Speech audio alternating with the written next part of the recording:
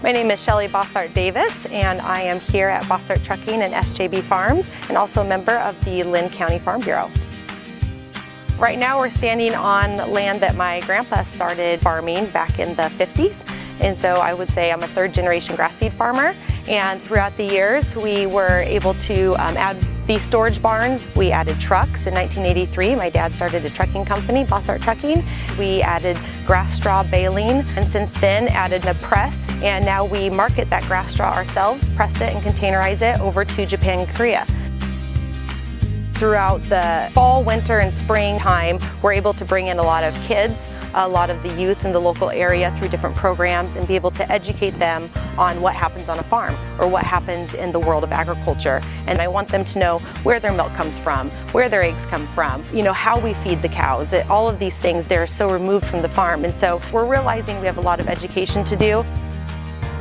I like to say that almost everything starts on a farm or ranch. And I think the people that work in this industry, that work on a farm, that work in supporting careers, I think that we count it a privilege to be able to say that we're part of that we provide feed, fiber to the world, really. I'm a board member on Linn County Farm Bureau. That's a new position for me, and it's been very exciting. Being involved in Oregon Farm Bureau at the state level has been an incredible opportunity to, through them, be able to tell our story of how policy is affecting us here on the farm.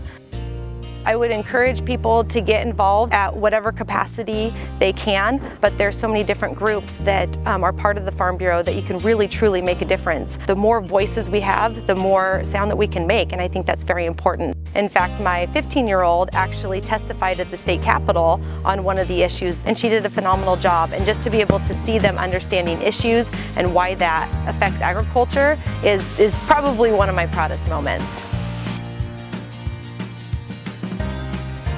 Growing up on a farm, probably what sticks out to me the most is just family.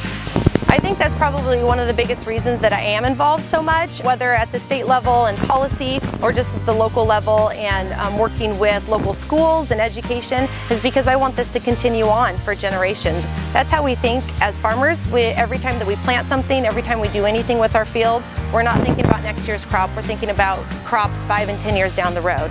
And that's how we were taught to think, and that's how I take policy and education as well, is looking into the future and saying, what can I do to affect that, my kids and my kids' kids.